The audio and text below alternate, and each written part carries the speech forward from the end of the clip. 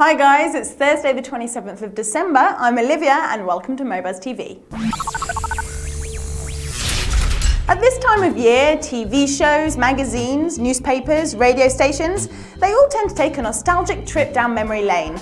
There's the top 10s, the top 100s, the best ofs, the funniest moments. You get the picture. Here at Mobuzz, we thought about being quirky and original and doing something different to the norm. But then we thought, nah. So, here it is, the stories that made it big in the world of tech in 2007. Way back in January, when the goodwill of Christmas had worn off, but those few extra pounds hadn't, some naughty internet fraudsters went and nicked about $1 million from account holders at Swedish bank Nordea. Described as the world's biggest online fraud, it took 3 months and 250 customers' hard-earned cash before the thieves decided they were sitting on a big enough pot of gold and quietly disappeared. The one laptop per child project has been one of the biggest successes of 2007. Although it got off to a slow start when the final $399 laptop was revealed in July, the initiative that aims to bring first-world opportunities to children that live in the developing world has gone from strength to strength. In November, they kicked off a Give One, Get One campaign that sends one laptop to the buyer and the second to a child in a developing nation.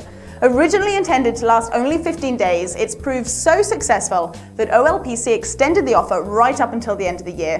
It's a really wonderful example of technology being used to help those who really need it. In what turned out to be the biggest cock-up of 2007 for Gordon Brown's government, Chancellor Alistair Darling was left feeling a little red-faced after misplacing a couple of rather important disks. Yep, 2 encrypted disks with the records of 7.2 million families claiming child benefit payments went missing when they were sent from the Revenue and Customs Department to the National Audit Office. The lost information included the bank details, addresses and birth dates of all families with children under the age of 16. And the biggest data blunder in European history caused outrage in the UK. In the words of fellow Brit and floppy-haired acting extraordinaire Hugh Grant, whoopsie daisy. 2007 was also the year that the Chinese got a little hack happy. Back in September, China's People's Liberation Army was blamed for an attack on a Pentagon computer system that served the office of the US Defense Secretary. At the same time, Germany, France and Australia also pointed the finger of blame towards China following a rise in hacking activity. Then, at the beginning of this month, MI5 warned a bunch of UK businesses to beware more East Side hacking after an attack on Rolls-Royce that nearly crippled their system. China denied all hacking activity, but they would, wouldn't they?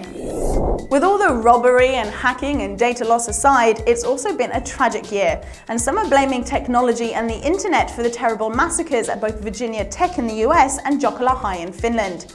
Both shooters recorded videos of themselves beforehand. The Virginia Tech shooter wanted the world to know his reasons behind his actions, while in Finland the tragedy was pre-warned via YouTube. And 19-year-old Robert Hawkins, who shot and killed 8 people before turning the gun on himself, left a note saying that at least now I will be famous. There are many who are pointing the finger of blame at the internet, arguing it gives people a platform on which to publicize their hate and then bring them fame and notoriety in death. 2007 also saw the beginning of the end for DRM. Starting with Stevie's open letter and given solid support by EMI's decision to kick it to the curb, DRM is dying a slow death. It seems that paying customers are fed up with being treated like petty criminals, and the smart people in the business are moving fast to benefit from this. Once the final nail is truly in music DRM's coffin, the next victim will be DRM for video, I'm sure. Without a doubt, the 2 biggest toys of 2007 were the Nintendo Wii and the holy grail of all mobiles, Apple's iPhone. Both gadgets topped Google's search list for 2007 and both revolutionized the traditional ways of gaming and using mobile phones. With it being near impossible to get your mitts on a Wii in the run-up to Christmas and the blogosphere going bananas every time someone mentions the words iPhone, hack and new, these 2 little gadgets have really made an impact.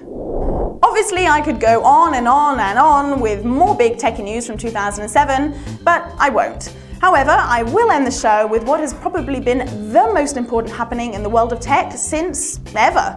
That aging, overweight and ridiculously successful porn star Ron Jeremy is now the presenter of TechSmart, a geeky techie show on Heavy.com. I think I've got some competition.